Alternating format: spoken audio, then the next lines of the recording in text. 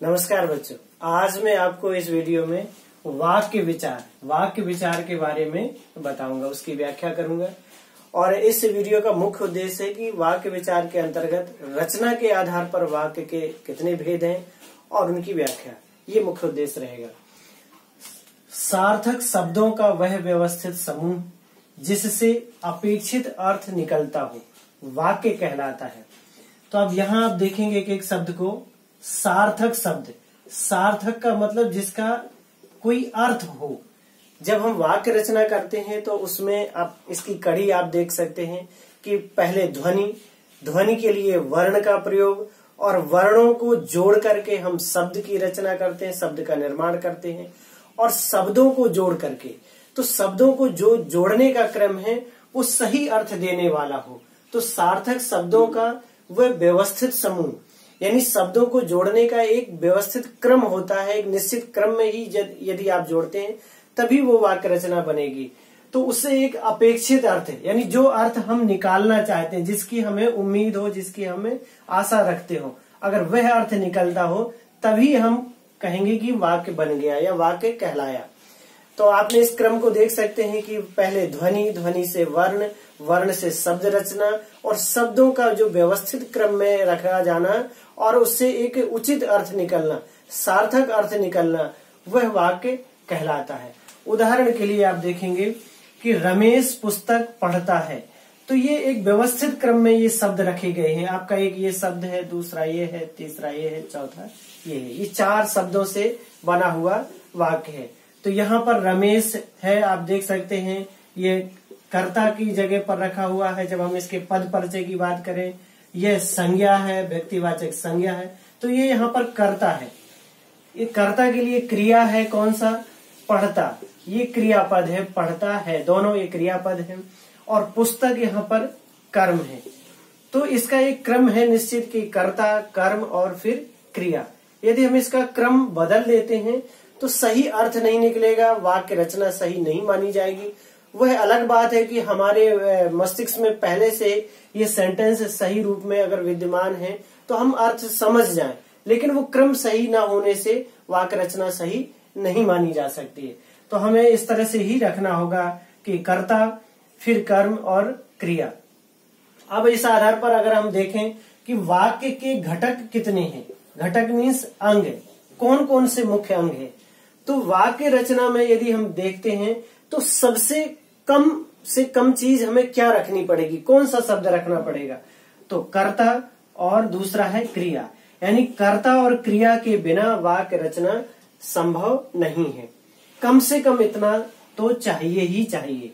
जैसे रमेश पढ़ो, रमेश यहाँ पर क्या है? कर्ता, और पढ़ो क्या है यहाँ पर? क्रिया। तो ये वाक्य बन गया। अगर हम केवल रमेश लिख दें या पढ़ो लिख दें तो वाक्य नहीं बनेगा।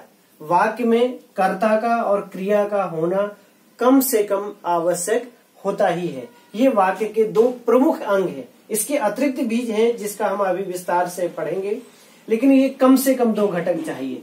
मुकेश उठो, मुकेश कर्ता हो गया और उठो क्रिया हो गया। तो कर्ता और क्रिया ये 2 अंग जरूरी होते हैं, 2 घटक इसके महत्वपूर्ण हैं।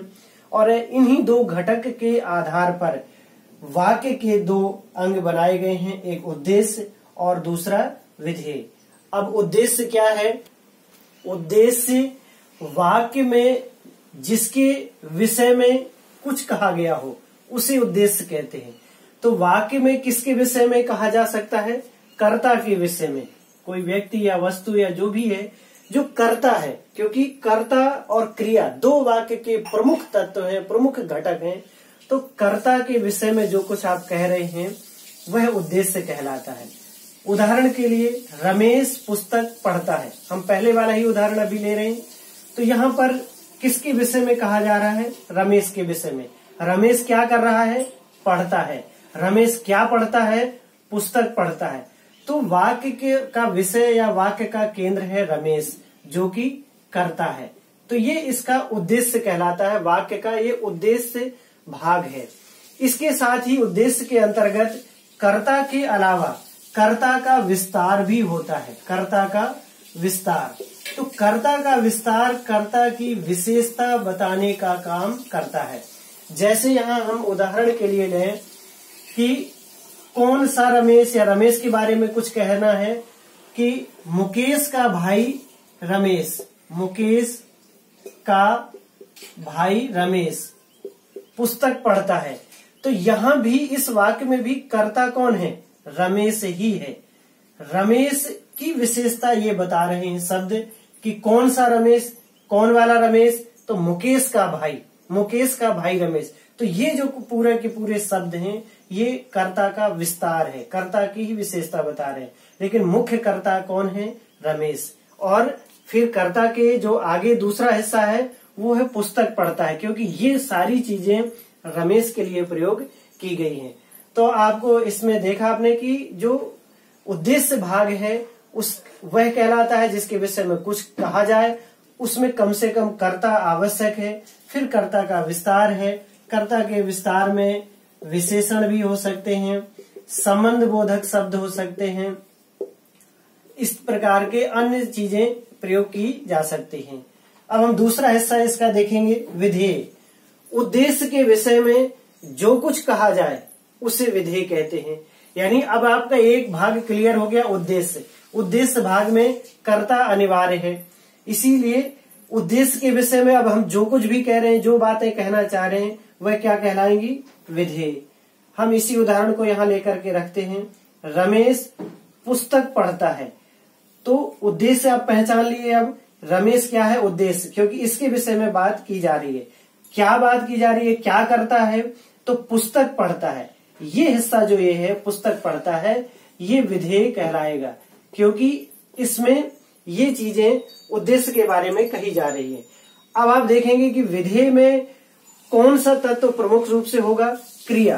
क्रिया होना अनिवार्य है विधेय में, क्योंकि वाक्य के जब आपने अंग पढ़े थे कि दो, कर्ता और क्रिया, तो विधेय हिस्से में, विधेय के भाग में क्रिया होती है। क्रिया का विस्तार फिर होता है, क्रिया का विस्तार।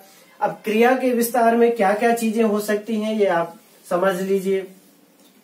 पुस्तक पढ़ता है, रमेश क्या कर रहा था? पुस्तक पढ़ रहा था, तो ये क्या था? कर्म। तो क्रिया का विस्तार में कर्म हो सकता है। क्रिया का विशेषण हो सकता है, तो क्रिया विशेषण आ जाएगा, क्रिया विशेषण। कर्म और उसका विस्तार, तो कर्म और उसके विस्तार में कर्म का विशेषण हो सकता है। कौन सी पुस्तक पढ़ता है? तो यहाँ आप लिख सकते हो गणित की या किसी और विषय की, तो कर्म का विस्तार में विशेषण भी आ जाएंगे। इसी प्रकार से निपात शब्द हैं, किसी बात में बल देने के लिए इन शब्दों का प्रयोग किया जाता है, जैसे ही है और भी है।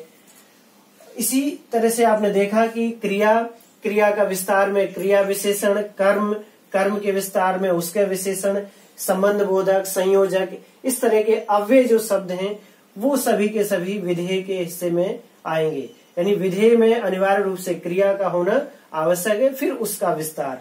उसी प्रकार उद्देश्य के हिस्से में क्या था? कर्ता और कर्ता का विस्तार।